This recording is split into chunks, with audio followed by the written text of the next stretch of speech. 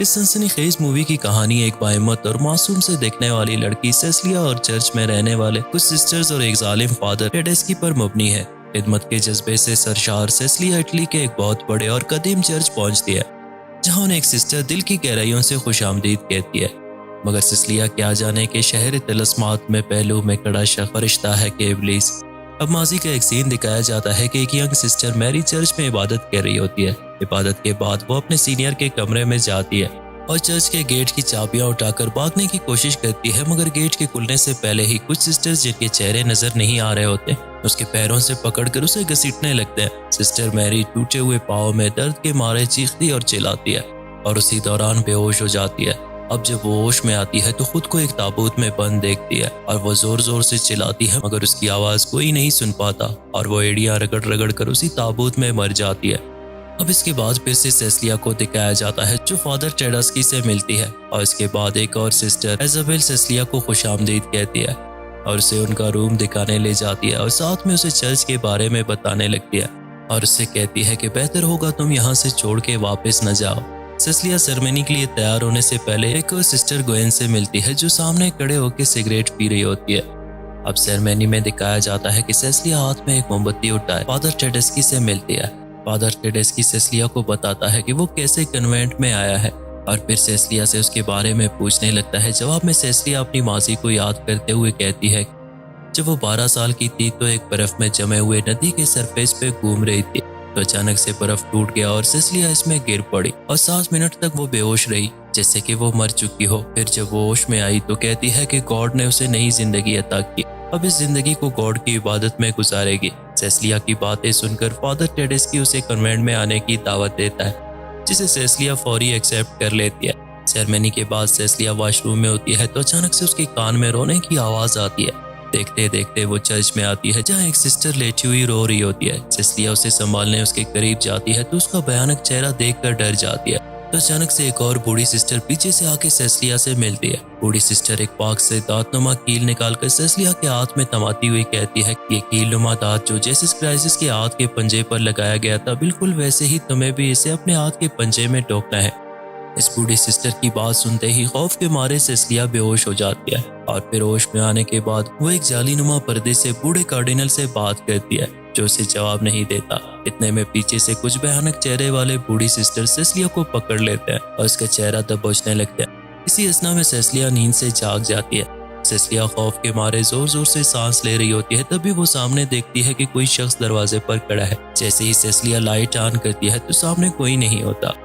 अगली सुबह बूढ़ी सिस्टर नाश्ते के दौरान तमाम यंग सिस्टर्स को कुछ समझा रही होती है और इस बीच सेसिलिया गेवन से बातें कर रही होती है जो कि बूढ़ी सिस्टर को बुरी लगती है।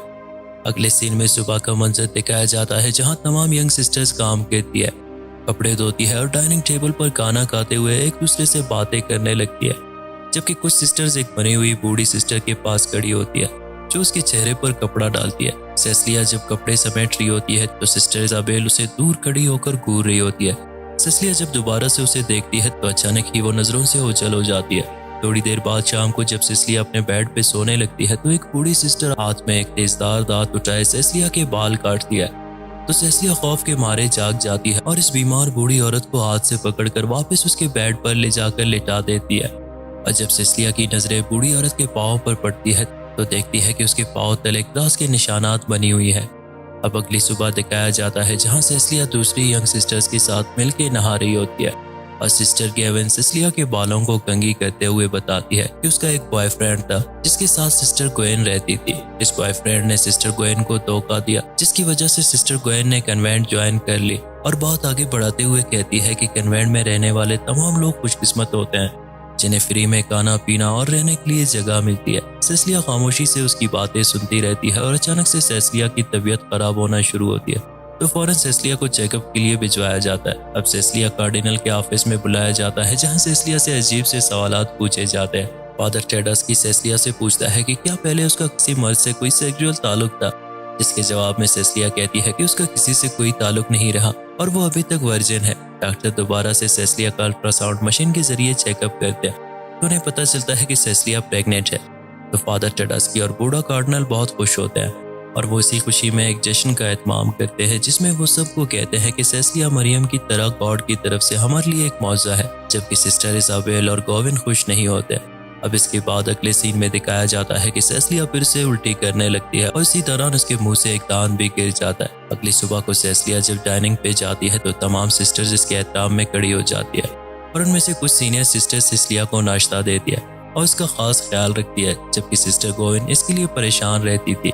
और अब नाश्ते के बाद सेसिलिया वाटर टब में लेटी हुई रिलैक्स हो रही थी कि अचानक सिस्टर इजाबेल सेसिलिया को गले से पकड़कर पानी में डुबोने लगती है। सेसिलिया जोर जोर से चीखती हुई खुद को बचाने लगती है। तभी कुछ यंग सिस्टर्स वहां पहुंचकर सेसिलिया को बचा लेते हैं और सिस्टर इजाबेल को पकड़ कर ले जाते हैं। अब डॉक्टर फौरन से सेसिलिया को दोबारा से चेकअप करते हैं और फादर टेडस्की से कहते हैं कि बच्चा बिल्कुल तंदुरुस्त है। सेसिलिया सोचने लगती है कि सिस्टर इजाबेल ने ऐसा क्यों किया और वो फादर टेडस्की से यही बात पूछती है। जवाब में फादर टेडस्की उसे कहता है कि उसने सिर्फ जेलसपन की वजह से ये हरकत की है। सेसिलिया फादर टेडस्की से कहती है कि वो चर्च से बाहर हॉस्पिटल में किसी और डॉक्टर से चेकअप करवाना चाहती है क्योंकि उल्टी के दौरान उसका एक दांत भी गिरा था। जवाब में फादर टेडस्की सेसिलिया को तसल्ली देते हुए कहता है कि वो बिल्कुल ठीक है।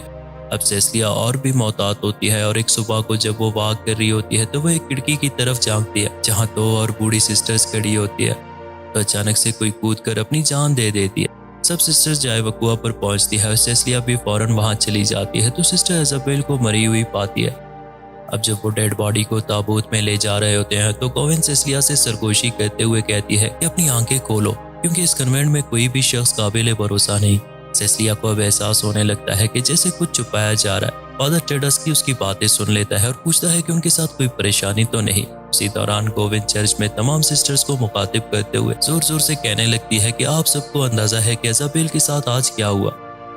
तो फादर टेडस्की उसे खामोश कराने की कोशिश करता है, मगर गोविंद खुद को छुड़ाते हुए मजीद कहती है कि कल को हमारे साथ भी कुछ ऐसा ही होने वाला है और बेहतर यही होगा कि हम सबको इस कन्वेंट को छोड़कर यहाँ से चले जाना चाहिए। अब इस सीन में दिखाया जाता है कि सेसिलिया अपनी बेड पर बैठी हुई एक फ्रेम को देख रही होती है जो अचानक एक कील से निकलकर दीवार पर लटक जाती है और इसके पीछे दीवार पर कुछ लिखा होता है। सेसिलिया जब इस पर गौर करती है तो वहाँ बाइबल का एक चैप्टर लिखा होता है जिसके कुछ अल्फाज इटालियन जुबान में लिखी होती है जिनको वो इंग्लिश बाइबल में पढ़ती है। जब वो उन अल्फाज को पढ़ती है तो वो बहुत परेशान हो जाती है क्योंकि इस वर्स का मतलब होता है कि अक्सर शैतान निकाबपोश होते हैं। अब उसे यकीन हो जाता है कि सिस्टर इजाबेल सही कह रही थी।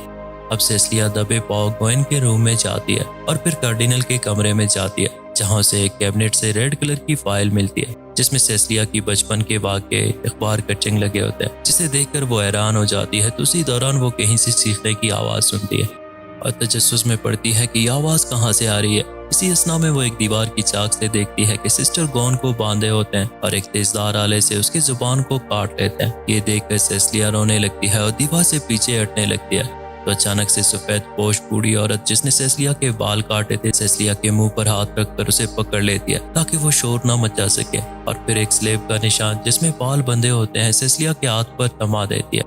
सेसिलिया इस बूढ़ी औरत से कहती है कि यहाँ से निकलने में मेरी मदद करे और उसके जवाब में बूढ़ी सिस्टर कहती है कि आज तक कोई भी इस कन्वेंट से बाहर नहीं जा सका। अगले सीन में दिखाया जाता है जहाँ सेसिलिया जोर जोर से चीखती और चिल्लाती है जिसकी वजह से बूढ़ी सिस्टर और फादर टेडस्की दौड़ते हुए उसके कमरे में आते हैं जहां वो देखते हैं कि सेसिलिया पूरी तरह खून में रंगी हुई है।